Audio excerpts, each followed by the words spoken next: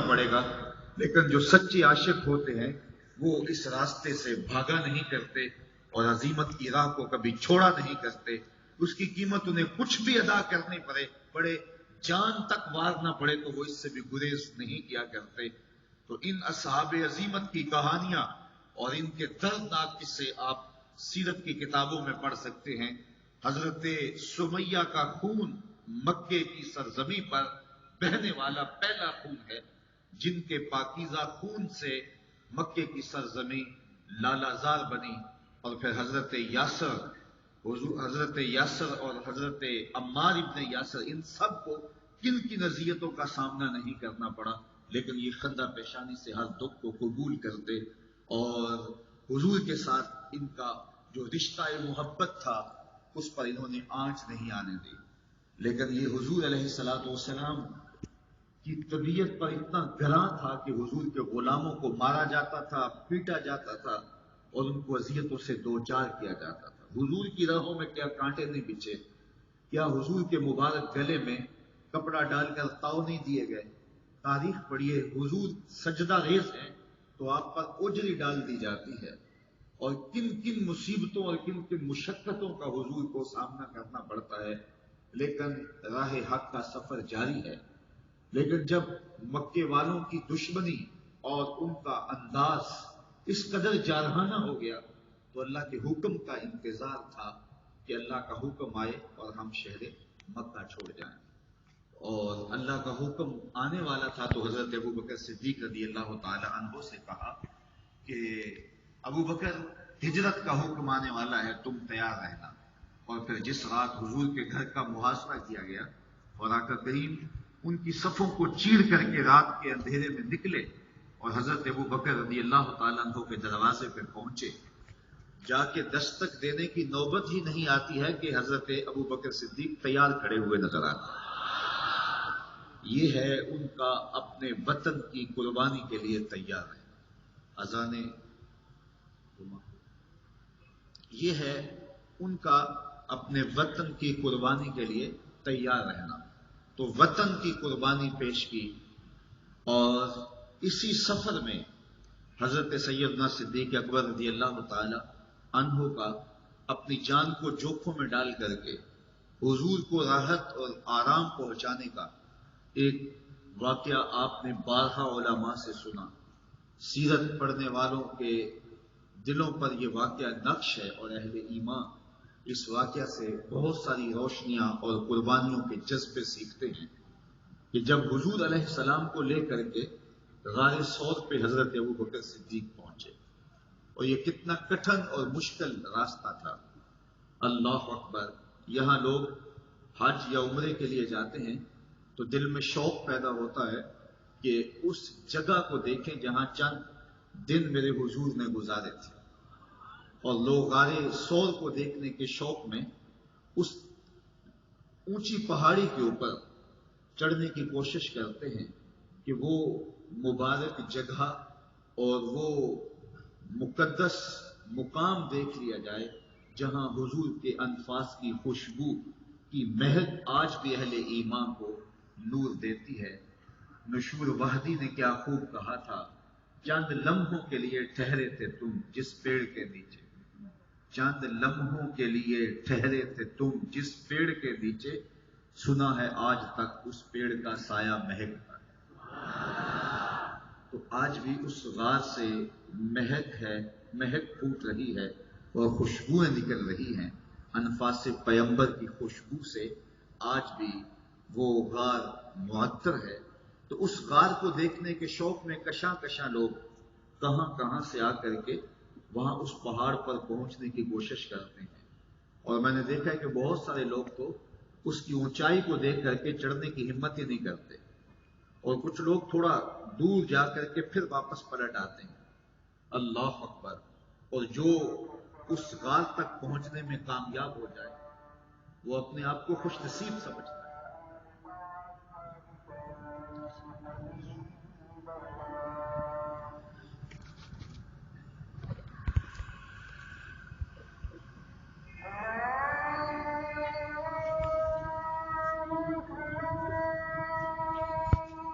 وقال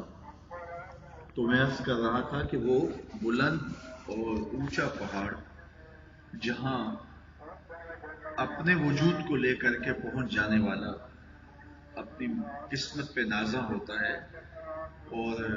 وہ سمجھتا ہے کہ میں بڑا باہمت ہوں کہ یہاں تک چڑھ آیا ہوں، اور راستے میں کئی مرتبہ سانس بھی لیتا ہے، تو جہاں خود چڑھنا کٹھن اور مشکل ہے، میں سلام نہ پیش کروں سیدنا صدیق اکبر کی ذات کو کہ وہاں حضور کو کندھوں پہ اٹھا کے لے کے گئے،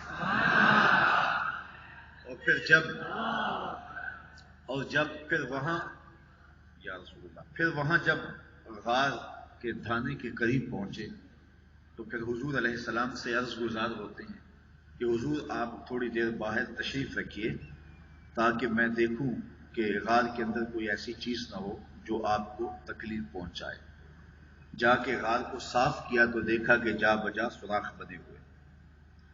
تو ان سوراخوں کو بند کیا، اپنی قمیض پھاڑ لی اور اپنے امامے کو ان میں اڑس دیا، لیکن اس کے باوجود بھی ایک روایت کے مطابق ایک روایت کے مطابق 2 سوراخ باقی رہے،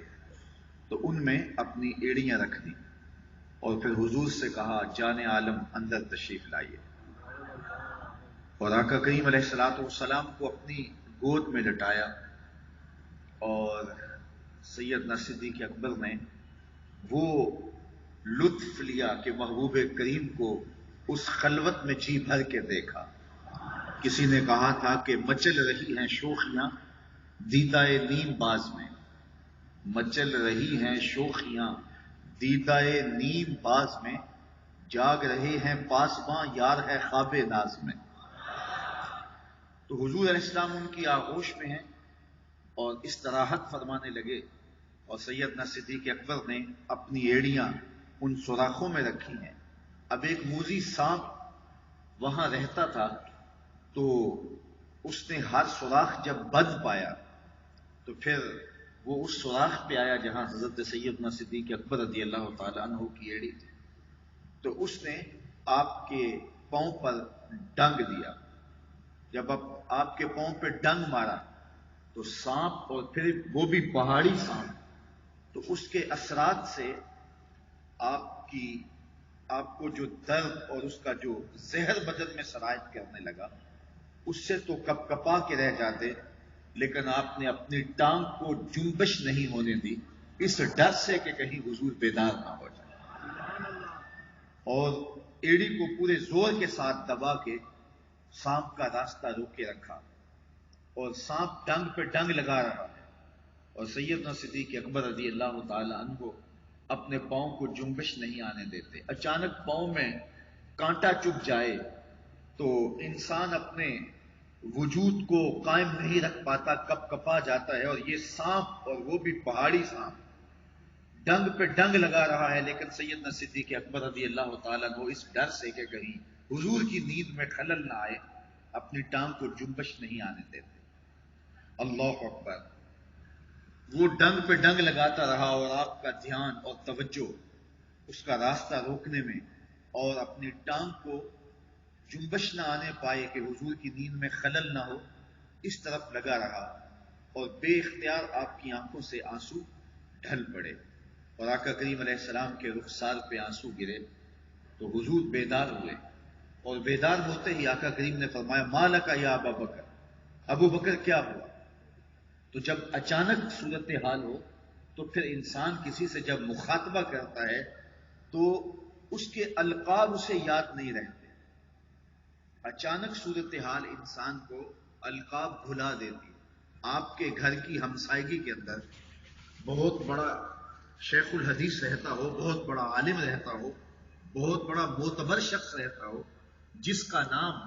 آپ القابات بیان کرنے کے بعد ہی لیتے ہو، لیکن آپ کے گھر میں کوئی مسئلہ ہو گیا، کوئی چور گھس آیا، کوئی آگ لگ گئی،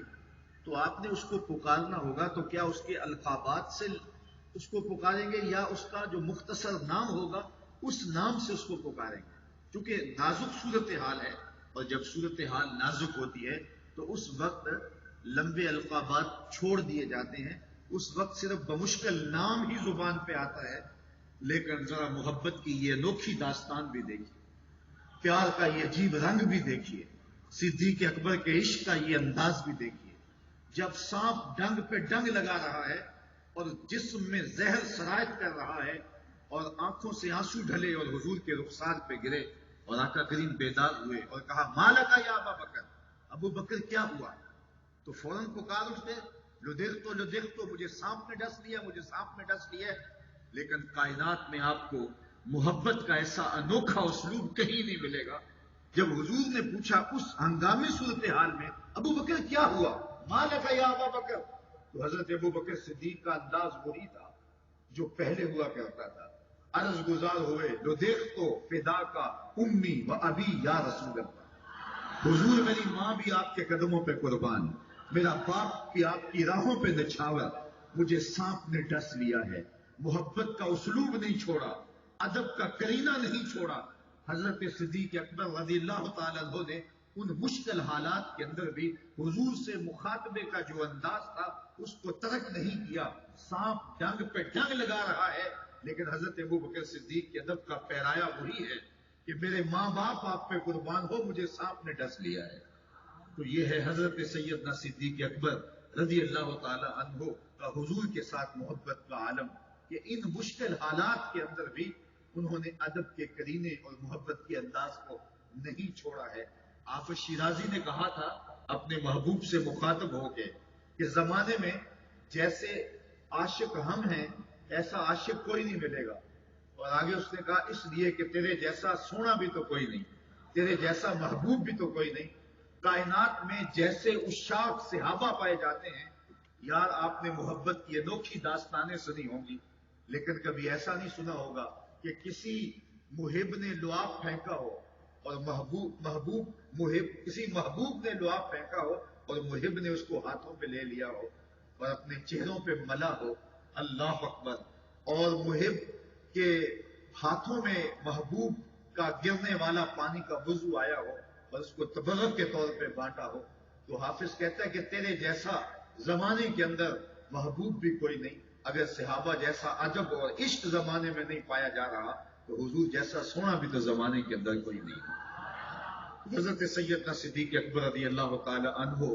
के पांव पर सांप ने डस लिया था, लेकिन आपने अपनी टांग को जुम्बश नहीं आने दी। और फिर जब आज खुद हुजूर बेदार हुए तो हुजूर के पूछने पर अदब का वो करीना और मोहब्बत का वो सलूक हजरत सिद्दीक अकबर छोड़ते नहीं हैं, बल्कि कहते हैं लो देख तो फिदा का उम्मी व अबी या रसूल अल्लाह, हुजूर मेरे माँ बाप आप पे कुर्बान हो, मुझे सांप ने डस लिया है। फिर आका करीम अपना लुआब लगाते हैं और दर्द जाता रहता है। तो हजरत सैयदना सिद्दीक अकबर वतन की कुर्बानी पेश करते हैं। तो एक लम्हा का तामुल किए बगैर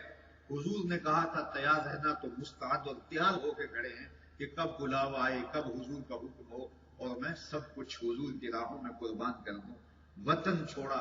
जान की बात आई तो अपनी जान को हर लम्हे हुजूर की राहों में निछावर करने के लिए तैयार नजर आते हैं। इंसान को अपने माल से बड़ी मोहब्बत होती है, माल बड़ा प्यारा होता है, इंसान मेहनतों से खून पसीने की कमाई से उसको हासिल करता है। अब आइए हजरत सैयदना सिद्दीक अकबर रज़ियल्लाहु ताला अन्हु की ये कुर्बानी भी कायनात के अंदर एक अनोखे अंदाज में देखने को मिलती है कि जब एक गज़वे में हुजूर ने माल तलब किया, होता यह था जब भी हुजूर कोई ऐसा ऐलान करते तो हजरत सैयदना सिद्दीक अकबर सबसे आगे बढ़ जाते। हजरत उमर रज़ियल्लाहु ताला अन्हु फरमाते हैं कि मैं खासा खुशहाल था और मैंने सोचा कि आज तो मैं किसी को अपने से आगे नहीं बढ़ने दूंगा, और मैं घर का आधा माल ले आया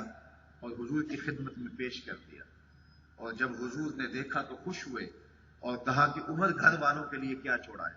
तो मैंने कहा हुजूर जितना ले आया हूं इतना ही अपने अहले खाना के लिए छोड़ आया। तो आका करीम खुश हुए, तहसीन फरमाई, दुआ की। आका करीम के चेहरे पे आसारे मुसर्रत थे। हजरत उमर कहते थे मेरे दिल में ख्याल आ रहा था कि आज तो राह खुदा में माल को कुर्बान करने वालों में सबसे आगे अगली सफ में मैं ही खड़ा नजर आऊंगा। लेकिन थोड़ी देर के बाद हजरत अबू बकर सिद्दीक हाज़िर खिदमत हुए और घर का सारा असासा समेट के लाए और हुजूर के कदमों में डाल दिया। और आका करीम ने फरमाया माँ अब कहता लिया का या अबू बकर, अबू बकर अपने घर वालों के लिए क्या छोड़ा? तो सुनो हजरत अबू बकर सिद्दीक ने क्या जवाब दिया।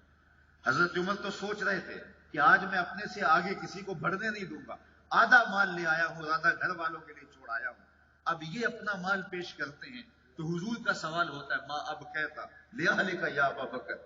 ابو بکر گھر والوں کے لیے کیا چھوڑا ہے؟ تو حضرت ابو بکر عرض گزار ہوتے ہیں، اب کہ تو لہو اللہ و رسولہ، حضور میرے سامنے بھی آپ ہیں، میرے گھر میں بھی آپ ہی، میں گھر والوں کے لیے اللہ اس کے رسول کی محبت چھوڑ آیا ہوں۔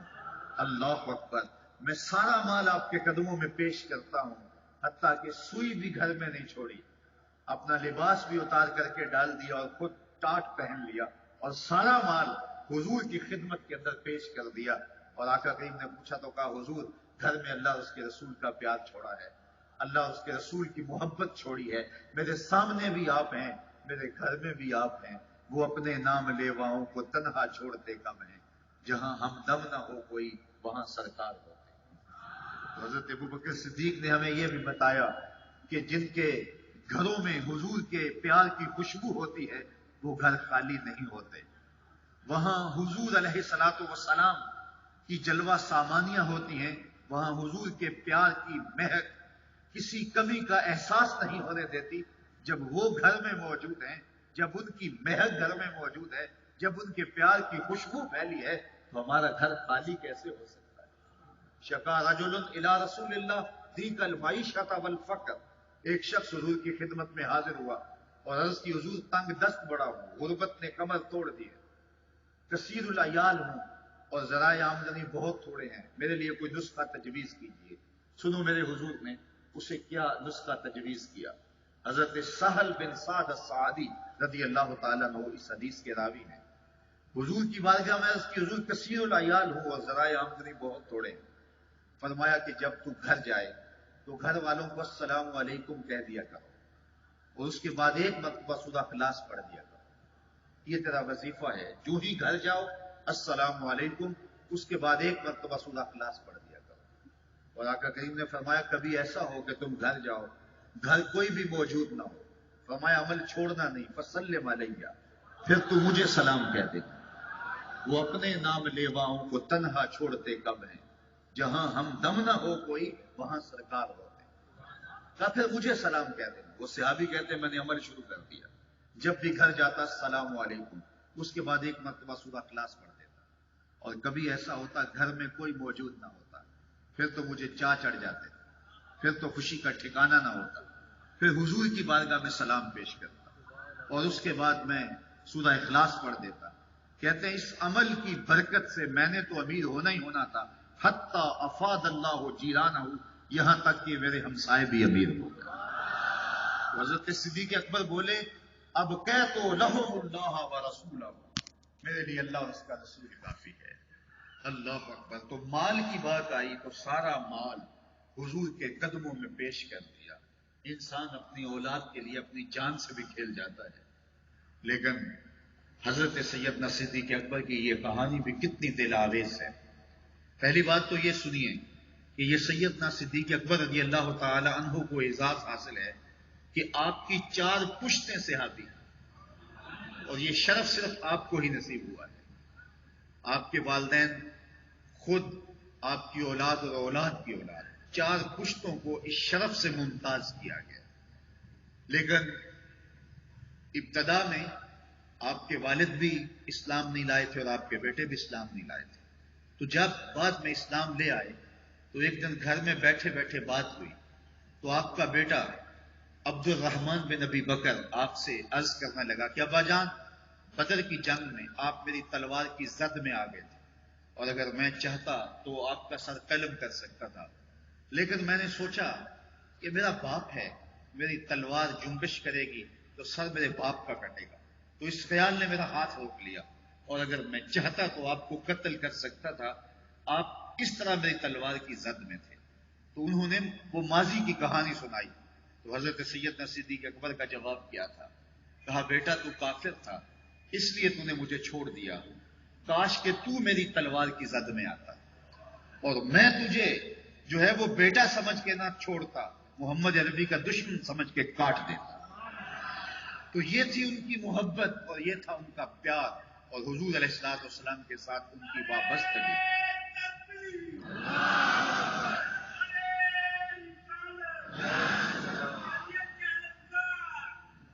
تو مال قربان کیا، جان حضور کی راہوں میں نچھاور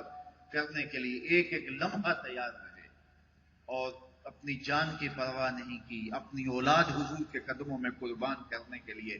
جذبوں کا ایک جہاں آباد تھا سینے میں، اور اپنے وطن کی قربانی پیش کی، اور پھر آقا کریم علیہ السلام کے لیے اپنا سب کچھ نچھاور کر دیا۔ کہتے ہیں حضور کا سایہ نہیں تھا، لیکن صدیق اکبر سائے کی طرح حضور کے ساتھ رہے، ایک ایک لمحہ حضور کے ساتھ رہے، کوئی وقت الگ نہیں کاٹا، بس حضور کے ساتھ، یہاں تک کہ اللہ نے ان محبت بھرے لمحوں کو ایسا قبول کیا کہ آج بھی حضور کی قربت انہیں نصیب ہے، آج بھی آقا کریم علیہ الصلوۃ والسلام کی قربتیں انہیں حاصل ہیں۔ ایک پہلو میں حضرت ابو بکر صدیق رضی اللہ تعالی عنہ اور حضرت عمر رضی اللہ تعالی عنہ تشریف فرما ہیں۔ ایک دن حضور مسجد نبوی سے باہر نکل رہے تھے، دائیں ہاتھ میں ابو بکر کا ہاتھ تھا اور بائیں میں حضرت عمر کا ہاتھ تھا، اور ایسے باہر تشریف لا رہے تھے، آگے سے کچھ لوگ آئے تو ان کو دیکھ کے کہا ہاذا نبعث یوم القیامہ، ہم قیامت کے دن قبروں سے یوں ہی اٹھائے جائیں گے۔ اللہ اکبر، ایک ہاتھ میں ابو بکر کا ہاتھ ہوگا، ایک ہاتھ میں عمر کا ہاتھ ہوگا۔ تو حضرت سیدنا صدیق اکبر نے ساری زندگی آقا کریم علیہ الصلوۃ والسلام کے ساتھ قربت کا وہ رشتہ رکھا، معیت کا وہ رشتہ رکھا کہ جو انتقال اور وصال کے بعد بھی نہیں ٹوٹا۔ حضور کے وصال کے بعد حضرت سیدنا صدیق اکبر رضی اللہ تعالی عنہ کی زندگی بہت زیادہ کٹھن ہو گئی تھی، اور حضور کی جدائی کا صدمہ انہیں توڑتا تھا اور ان کا کلیجہ پگھلاتا تھا، جن کے بغیر ایک لمحہ بھی نہ گزرتا ہو، ان کے بغیر زندگی کاٹنا کتنا مشکل ہوتی ہے۔ آپ جانتے ہیں حضور کے وصال کے بعد حضرت بلال شہر مدینہ چھوڑ کے چلے گئے، کہتے تھے ان گلیوں میں اب حضور دکھائی نہیں دیتے۔ اللہ اکبر، وہ داریہ میں جا کے سکونت پذیر ہو گئے تھے، شام کے ایک قصبے میں۔ اسی طرح صحابہ کی عجیب حالت تھی حضور کے وصال کے بعد، اور عجیب عالم تھا ان کے درد کا، اور عجیب کیفیت تھی، بلکہ وہ اونٹنی جس پر حضور سوار ہوا کرتے تھے وہ حضرت فاطمہ کے دروازے پر سر رکھ کے رویا کرتی تھی، اور حضرت سیدہ فاطمہ کہا کرتی تھی صبت علیہ مصائب لو انہا صبت علی الایام سرنا لیالیا، میرے اوپر وہ پہاڑ ٹوٹ پڑے ہیں دکھوں کے، اگر وہ دنوں پہ پڑ جاتے تو دن کالی راتیں بن جاتے۔ اللہ اکبر، سیدنا صدیق اکبر کے قلب کا عالم کیا ہوگا، لیکن خلافت کی جو ذمہ داریاں تھیں ان کو نبھایا، اور مانعین زکوٰۃ کے خلاف پوری قوت کے ساتھ کھڑے ہوئے، اور آپ نے یہ اعلان کیا کہ اگر وہ حضور کے زمانے میں ایک رسی بھی دیا کرتے تھے میں چین سے نہیں بیٹھوں گا جب تک وہ رسی بھی وصول نہیں کر لیتا۔ اور پھر جب ختم نبوت کی بات آئی اور حضرت سیدنا صدیق اکبر جس جلال کے ساتھ اٹھے، اور مسیلمہ کذاب کا جس طرح انہوں نے جو ہے وہ ناطقہ بند کیا اور اس کی سرکوبی کی، یہ تاریخ کا انوکھا اور البیلا باب ہے۔ حضرت سیدنا صدیق اکبر کا جب آخری وقت آنے لگا تو حضرت سیدنا علی المرتضیٰ سے فرمایا اے علی، جب میں مر جاؤں تو جن ہاتھوں سے حضور کو غسل دیا تھا انہی ہاتھوں سے مجھے غسل دینا۔ اور یہ وصیت بھی کی حضرت سیدنا صدیق اکبر نے کہ مجھے پرانے کپڑوں میں کفن دینا، نئے کپڑوں کا حقدار مرنے والے کی نسبت زیادہ زندہ رہنے والا ہے، اور پھر مجھے غسل دے کے، مجھے پرانے لباس میں کفن دے کے میری لاش کو اٹھانا، جنازہ پڑھ کے حضور کے قدموں میں لے جانا، اور عرض کرنا یا رسول اللہ ھذا ابو بکر یستاذنک، یہ ابو بکر ہیں جو آپ سے آپ کی قربت میں دفن ہونے کا اذن طلب کر رہے ہیں۔ اللہ اکبر، ایسا ہی ہوا۔ حضرت صدیق اکبر رضی اللہ تعالیٰ عنہ کا انتقال ہوا، فجاء علی مسترجعا، حضرت علی روتے ہوئے آئے، انا للہ و انا الیہ راجعون کے کلمات ان کی زبان پر تھے، اور خود غسل دیا، پھر جنازہ ہوا، اور پھر عاشق کا جنازہ مدینے کی گلیوں سے جو ہے وہ گھوم کر نکلا اور محبوب کے کوچے میں جا پہنچا، اور حضور کے روضہ انور کے سامنے آپ کا جسد اطہر رکھ دیا گیا، اور صحابہ نے حضرت انس کہتے ہیں عرض کی یا رسول اللہ یہ ابو بکر ہیں اور آپ کی قربت میں دفن ہونے کی اجازت مانگتے ہیں، اور یہ کہہ کے درود پڑھنے لگے۔ گنبد خضرا اس وقت کو تعمیر نہیں ہوا تھا، حجرہ عائشہ تھا اور اس کو باقاعدہ تالا لگا ہوا کرتا تھا، جس کی چابی حضرت سید عائشہ سلام اللہ علیہا کے پاس ہوا کرتی تھی، تو تالا خود بخود کھلا اور کنڈی کھلی اور اندر سے آواز آئی اوصل الحبیب الی الحبیب، لأن الحبیب الی الحبیب مشتاق، یار کو یار سے ملا دو، یار تو پہلے ہی یار کا انتظار کر رہا ہے۔ جے شک ہووی تے چل مدینے، جے شک ہووی تے چل مدینے، آ ویخ لے جوڑ مزاراں دا، بن یار نبی دیاں یاراں دا۔ وآخر دعوانا ان الحمدللہ۔